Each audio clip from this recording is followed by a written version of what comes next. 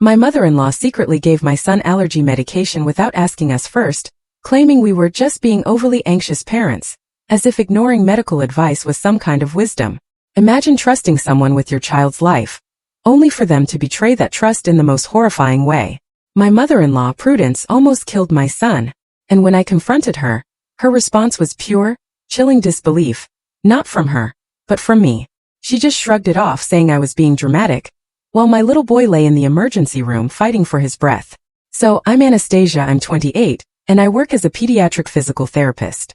My husband, Maximilian, he's 30, a civil engineer, and we have the most amazing 6-year-old son, Lysander.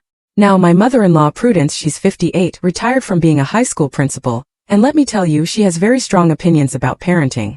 She's always going on about how parents today are too protective and creating anxious children. And that's where our story really begins. See, Lysander has a pretty complex medical history. When he was just 3, our world got turned upside down. We found out he has these severe, life-threatening allergies to common ingredients in over-the-counter medications. Things like certain dyes, preservatives, all those inactive ingredients you never even think about. These aren't just little sensitivities, you guys. We're talking full-blown anaphylactic reactions that need immediate emergency treatment. We found this out the absolute hardest way. Lysander had a cold, and I gave him a children's cough syrup our pediatrician recommended. Within minutes, his face started swelling. Hives erupted everywhere. He was struggling to breathe. It was terrifying. We rushed him to the ER, and they had to give him epinephrine and steroids just to stop the reaction. Our allergist, Dr. Evangeline Rousseau, she explained that Lysander's allergies are especially dangerous because these trigger ingredients are in almost all commercial medications. Not just the active stuff, but the binding agents, the dyes, the preservatives. She looked us dead in the eye and said, "You'll need to be extremely careful. Always check with his pediatrician first, even for things like children's Tylenol or Benadryl." Most parents just assume kids' meds are safe, right? But for Lysander, even a seemingly harmless over-the-counter drug could be fatal. We left that appointment with an EpiPen, a stack of instructions, and a profound, chilling respect for how serious his allergies truly were. Since that day, we've been meticulous. Every label, every single time. We consult his pediatrician before any medication, and his EpiPen is always with us. Always. This level of caution, though, it's been a magnet for criticism, especially from Prudence. She constantly says we're making mountains out of molehills and raising Lysander to be afraid of everything. She'd say things like, "When Maximilian was little, I gave him whatever was in the medicine cabinet, and he turned out fine." Or, "You're going to give that boy anxiety with all this worrying." Maximilian, my husband, he tried to explain her side, saying her generation just didn't deal with these allergies, that she means well. But honestly, her dismissiveness of medical advice, her utter lack of respect for our parenting decisions, it always made me deeply uncomfortable. So the incident, the one that changed everything, happened about 3 weeks ago. Lysander was finally having his first overnight stay at Prudence's house. We'd been talking about this for months. Lysander was buzzing with excitement, and Prudence had been begging for him to stay over for well over a year. Before he went, I spent so much time going over his medical needs with her. I gave her this detailed list of his allergies, copies of his medical info, and I made it crystal clear: call us before giving him any medication for any reason. I told her, if he gets a runny nose, a fever, anything, just call us first. I know it sounds like overkill, but with his allergies we just can't take any chances. Prudence listened, but you could practically see the impatience radiating off her. She cut me off. "Anastasia dear, I raised 3 children successfully. I think I can handle one 6-year-old for one night without calling you every 5 minutes. I tried again. I understand you have experience, but Lysander's allergies are severe. Even children's medications that seem safe can be dangerous for him." Her reply, so dismissive. "You worry too much. Children are resilient. All this fussing and checking with doctors for every little sniffle isn't healthy." Despite this huge red flag, Maximilian convinced me. He said the sleepover would be good for Lysander, and that his mom would follow our instructions when it really mattered. "She's just old-fashioned in how she talks," he said. "But she loves Lysander. She wouldn't put him in danger. She'll call if there are any problems." I wanted to believe him. I packed Lysander's bag with his EpiPen, his inhaler, he has mild asthma too, and even more detailed written instructions about his allergies and emergency procedures. I put our pediatrician's after-hours contact info in there, and I made Prudence promise, to call us before giving him anything. Friday evening, the sleepover started. Lysander was over the moon. When I picked him up Saturday afternoon, he was just bubbling with stories about movies and pancakes. But I noticed it right away. He seemed a bit congested, sniffling more than usual. My heart sank. Did you give him anything for it? I asked Prudence, my voice tight with immediate concern. She just said so breezily, "Oh, just a little children's allergy medicine." He was sniffling so much during the movie, I thought it might help him sleep better. My blood ran cold. What kind of allergy medicine? What was the brand name? Oh, I don't remember exactly. Just some children's Benadryl I had in my medicine cabinet. Nothing dramatic. Panic clawed at my chest. Prudence, did you check the ingredients? Did you call us first? Anastasia, it was just children's allergy medicine.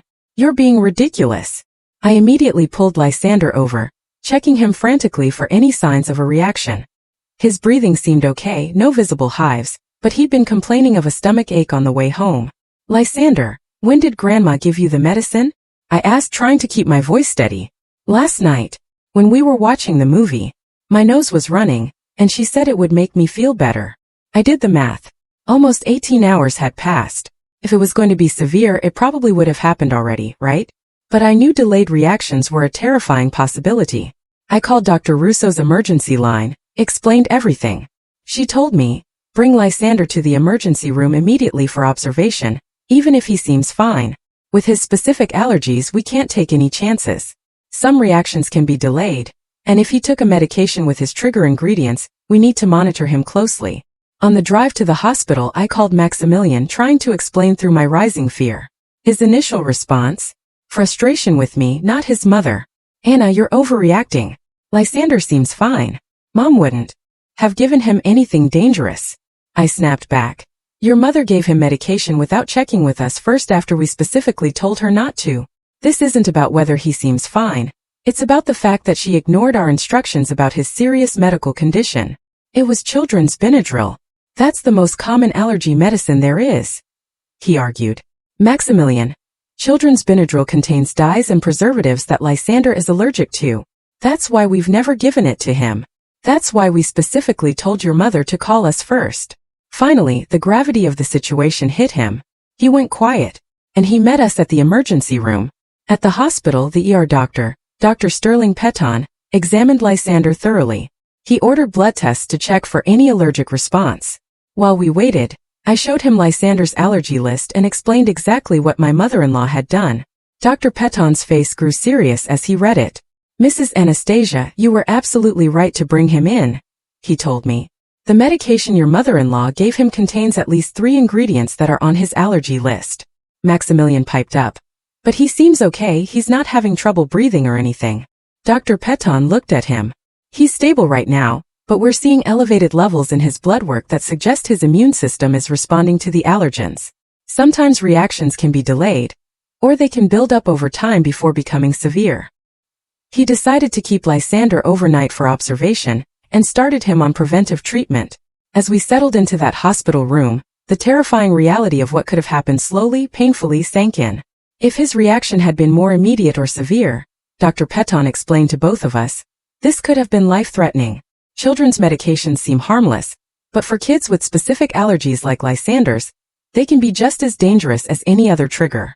That evening, while Lysander slept peacefully in his hospital bed, Maximilian and I had one of the most serious conversations of our lives about his mother's actions.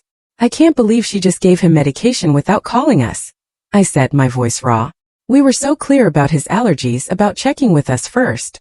I know, Maximilian finally admitted, his voice quiet. I thought she understood how serious it was. It's not just that she didn't understand, Max, I told him. She dismissed our concerns. She decided she knew better than his doctors, better than his parents. That's not a mistake. That's arrogance. The next morning, Dr. Peton cleared Lysander to go home, but not before having another incredibly blunt conversation with us. What happened here constitutes medical negligence, he said, no sugar-coating it. Giving medication to a child with known severe allergies, without parental permission, and without checking ingredients, could have resulted in death. You need to make sure this never happens again. He even gave us official documentation of the incident for our records and suggested we consider restricting unsupervised visits until we could be absolutely confident Lysander's medical needs would be respected. When we pulled into our driveway Sunday afternoon, there she was, Prudence, waiting. She'd clearly heard from Maximilian that we'd taken Lysander to the hospital, and she was absolutely livid. Before we even got out of the car, she launched into it. I cannot believe you took that child to the emergency room over a little children's medicine. Do you have any idea how traumatic hospital visits are for children? I took a deep breath, trying to stay calm. Prudence, the doctor said what you gave him could have killed him. Oh, don't be so dramatic, she scoffed. It was children's Benadryl. Millions of children take it every day without problems. Lysander isn't millions of children. I shot back, my voice rising. He's one specific child with documented severe allergies that you were told about in detail. You're making him into an invalid with all this medical anxiety. Then she pulled out her classic. When my children were young, we didn't run to the doctor every time they sniffled. Maximilian, who had been silent, finally spoke up. Mom, he said, his voice firm. The doctor said you could have killed him. This isn't about being overprotective. You gave him something he's allergic to. One little pill never hurt anyone. Prudence replied, completely dismissive. You're both being ridiculous, and you're teaching Lysander to be afraid of everything. That comment, that was it. That pushed me right over the edge. Your grandson spent the night in the hospital because you decided you knew better than his doctors, his parents, and his medical records. And your response is to criticize us for taking his allergies seriously. I'm criticizing you for creating drama where none exists, she retorted. Children have been taking medicine for decades without all this fuss about ingredients and allergies. You're making problems where there aren't any. The argument just spiraled from there. Prudence became increasingly defensive, completely dismissing all the medical evidence. She absolutely refused to acknowledge that she'd done anything wrong, continuing to frame our reaction as overreaction and anxiety. You're turning that boy into a hypochondriac, she finally declared. And you're being disrespectful to me as his grandmother, and as someone who has successfully raised children. Successfully raising children doesn't give you the right to ignore current medical knowledge or disregard parents' instructions about their child's health. I shot back. The conversation ended with Prudence storming off in a huff, muttering about how ungrateful and dramatic we were being. The week after the incident was incredibly stressful, not just because of what happened to Lysander, but because of the family drama that exploded. Prudence, of course, immediately started calling other family members, complaining about our overreaction, trying to rally support for her side. She told Maximilian's siblings that we humiliated her by taking Lysander to the hospital, that we were alienating her from her grandson. Maximilian's brother Crispin called us Tuesday night, trying to play mediator. Mom feels really bad about what happened, he said. She's just from a different generation where they didn't worry about all these allergies. Maybe you could give her another chance. I explained to Crispin in no uncertain terms exactly what had happened, including the doctor's blunt assessment that Prudence's actions were medical negligence. This isn't about generational differences, Crispin, I told him. This is about ignoring clear medical instructions and putting Lysander's life at risk. But he kept insisting. But she didn't mean any harm. She was just trying to help him feel better. I looked at Maximilian, then back at Crispin. Intent doesn't matter when the result could have been fatal. If Lysander had eaten a peanut and gone into anaphylactic shock, would you say the person who gave it to him didn't mean any harm? Thankfully, Maximilian's sister, Cordelia, had a completely different perspective when she called on Wednesday. I'm a mother too, she said. And what Mom did was completely unacceptable. You do not give other people's children medication without permission. Period. The fact that Lysander has serious allergies just makes it even worse. So the family essentially split into two camps. Those who thought we were overreacting and needed to forgive Prudence, and those who actually understood the seriousness of what she did and supported our decision to limit her access to Lysander. But the most disturbing development came on Thursday. Our pediatrician, Dr. Horatio Blackwell, called us. Prudence had actually contacted his office to argue about Lysander's allergy diagnosis. She wanted me to explain why you were being so paranoid about common children's medications, Dr. Blackwell told me, sounding exasperated. She seemed to think his allergies were either exaggerated or that you were using them to control her access to Lysander. I asked him what he said. I explained that I couldn't discuss Lysander's medical information with her, but that his allergies are well documented and potentially life-threatening. She became argumentative and suggested that modern medicine creates more problems than it solves. The fact that Prudence was calling our doctor to challenge his medical expertise? That was deeply, deeply concerning. It showed that she wasn't just dismissive of our parenting decisions. She was fundamentally opposed to accepting Lysander's medical reality. Dr. Blackwell also gave us some invaluable advice. You might want to document this incident thoroughly, he said. If there are custody issues in the future, or if she continues to disregard his medical needs, you'll want a clear record of what happened. Following his advice, I immediately started keeping a detailed log of every interaction with Prudence regarding Lysander's health, her dismissive comments before the incident, her refusal to acknowledge wrongdoing afterward, everything. The most positive thing through all of this has been Lysander's incredible resilience. He doesn't fully grasp all the family drama, but he's been so good about helping us reinforce his medical safety rules. Grandma gave me medicine without asking Mommy first, he told his school nurse so matter-of-factly, when I was updating his emergency medical information. That's not safe because my body doesn't like some medicines. His calm understanding of his own medical needs just contrasts so sharply with his grandmother's stubborn refusal to take them seriously. It's been a month since that terrifying medication incident, and let me tell you, the situation has escalated in ways I never ever expected. 2 weeks ago, the unthinkable happened. Prudence showed up at Lysander's school during lunchtime. She claimed she was there to take him for a surprise doctor's appointment she'd scheduled with her own physician.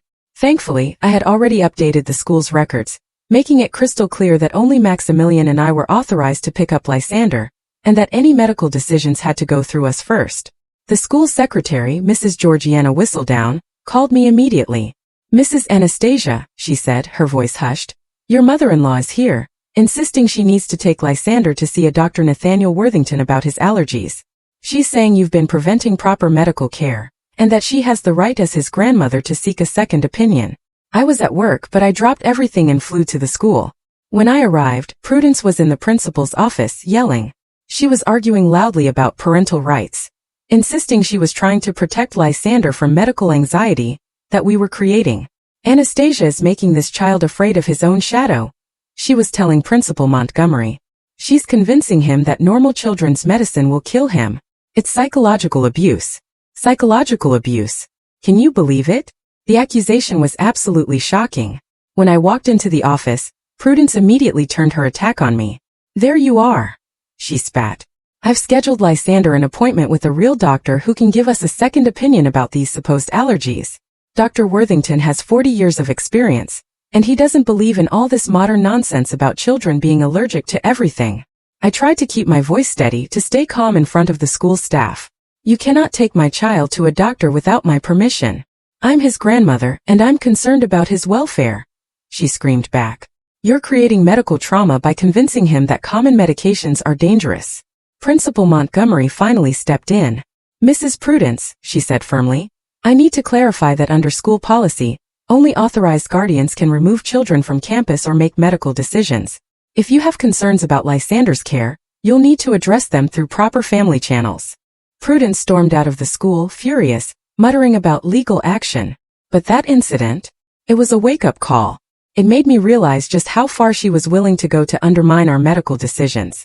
That evening, Maximilian and I had the most serious conversation of our entire marriage about his mother's behavior. "She tried to take our son to a different doctor without our knowledge," I said, my voice trembling.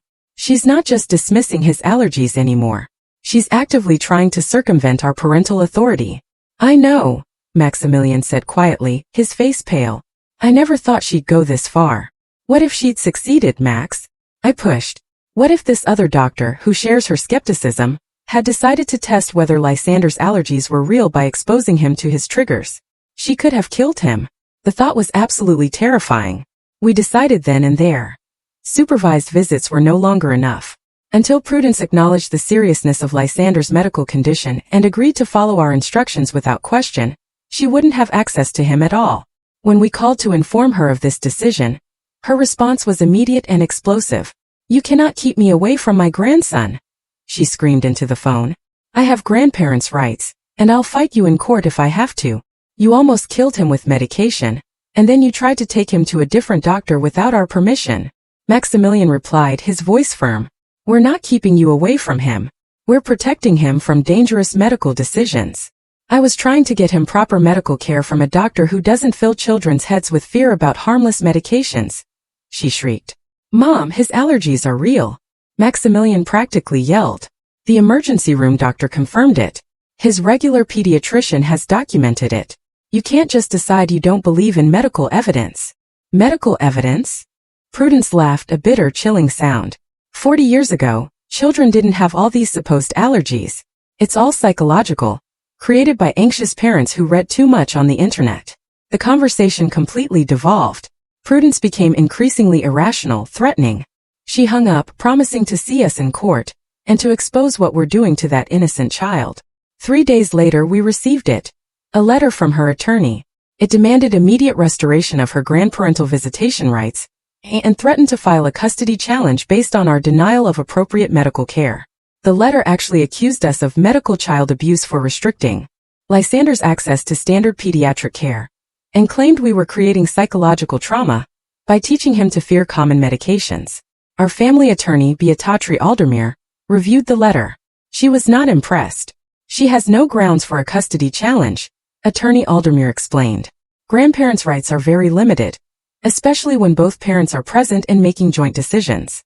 And her claim of medical abuse is contradicted by the hospital records showing that she endangered the child. What about her claim that we're denying him medical care? I asked. She's trying to argue that seeking second opinions and challenging allergy diagnoses constitutes better medical care than following the recommendations of his established pediatrician and allergist, Attorney Aldermere said, shaking her head. No family court judge is going to support that position. She also pointed out that Prudence's attempt to remove Lysander from school for an unauthorized medical appointment actually strengthened our case for supervised visitation only. She's demonstrated a pattern of disregarding parental authority and medical instructions, the attorney emphasized. That's exactly the kind of behavior that courts are designed to protect children from. The legal threat, rather than intimidating us, actually gave us the opportunity to get court-ordered protection for Lysander's medical needs. So here we are 2 months after that initial horrifying incident. And let me tell you the legal situation? It has resolved in a way that just completely validates everything we've been saying about Prudence's behavior. Her attorney actually withdrew the grandparents' rights petition after seeing all the evidence we presented. And we had everything.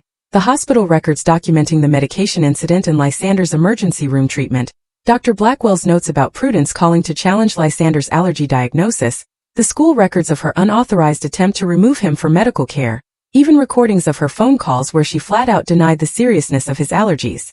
Your mother-in-law's case was based entirely on the assumption that Lysander's allergies were either fake or exaggerated, Attorney Aldermere explained to Maximilian. Once we provided medical documentation proving they're real and potentially life-threatening, her entire argument just collapsed. But here's the kicker, the truly powerful part. The family court actually issued protective orders regarding Lysander's medical care. The judge ruled that any future contact between Prudence and Lysander must include an explicit acknowledgement of his medical needs, and an agreement to follow all parental instructions regarding medication and health care. Judge Casper Whitmore wrote in his decision, and I quote, "The court finds that the grandmother's disregard for documented medical conditions poses a significant risk to the child's safety. Future visitation will be contingent upon demonstrated understanding and compliance with medical protocols." Prudence's reaction to the court decision? Predictably dramatic. She called Maximilian, sobbing, claiming we'd turned the courts against her and destroyed her relationship with her grandson. "All I wanted was to help him," she wailed.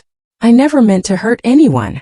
"Mom," Maximilian replied, his voice firm, "helping him means respecting his medical needs. The court didn't rule against you because we convinced them of anything. They ruled based on medical evidence and your own actions. But the doctor I wanted to take him to said that most childhood allergies are psychological," she insisted. "He said parents create these problems by being too anxious." "Mom, Lysander ended up in the emergency room because of the medication you gave him," Maximilian shot back. "That's not psychological. That's biological evidence of a real allergy." That conversation just hammered home the painful truth. Prudence, even after court intervention, still refused to accept the reality of Lysander's medical condition. Her solution was still to find doctors who would tell her what she wanted to hear, rather than accepting established medical facts. But amidst all this, the most encouraging development has been the incredible support we've received from the extended family. As the legal proceedings made the facts of the case undeniably clear, people started to understand. Crispin, Maximilian's brother, who had initially pushed us to forgive Prudence, called to apologize after seeing the court documents. "I had no idea how serious Lysander's allergies were," he said, his voice genuinely remorseful. "When Mom explained it, she made it sound like you were being paranoid about a minor sensitivity. I didn't realize he could have died." "That's exactly the problem, Crispin," I told him. She's been minimizing and dismissing his medical condition from the beginning. It's not just that she made a mistake. She refused to take his allergies seriously. Cordelia, Maximilian's sister, has been even more supportive. She's even offered to help facilitate supervised visits if and when Prudence ever demonstrates genuine acceptance of Lysander's medical needs. I love Mom, Cordelia said. But what she did was dangerous and wrong. Until she can acknowledge that and commit to following medical instructions, she shouldn't have unsupervised access to any grandchildren. The most significant change, though, has been in Maximilian's relationship with his mother. This whole legal process forced him to confront the brutal reality. His mother's behavior wasn't just old-fashioned or well-meaning. It was dangerous, reckless, and potentially criminal.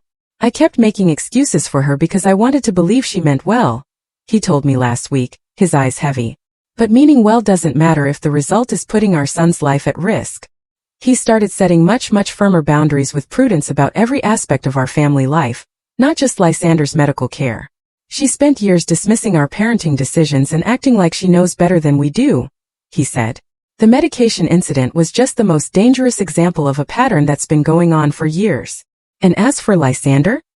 He has absolutely thrived during this period of reduced contact with his grandmother. Without her constant, undermining comments about being too sensitive or too worried about medicine, he's become so much more confident about advocating for his own medical needs. I told my friend Tobias that I can't take his allergy medicine because my body is different, he reported proudly after a playdate. And I told him that's okay because everyone's body is different. His matter-of-fact acceptance of his medical needs, combined with his ability to explain them to others, shows that our approach of honest, age-appropriate education has been so effective. He's not anxious or afraid. He's simply informed and appropriately cautious. The court-ordered education requirements for Prudence include attending sessions with Dr. Russo about childhood allergies and their management. If she completes this education and demonstrates genuine understanding of Lysander's needs, supervised visits may be possible in the future. But as of now, 3 months after she nearly killed her own grandson with unauthorized medication, Prudence continues to maintain that his allergies are exaggerated and that we're being overprotective. Until she can accept medical reality and prioritize Lysander's safety over her own pride, the court-ordered protection will remain firmly in place. And honestly, given everything that's happened, I'm not sure I'll ever feel comfortable leaving Lysander alone with someone who fundamentally believes that his documented medical needs are just parental anxiety.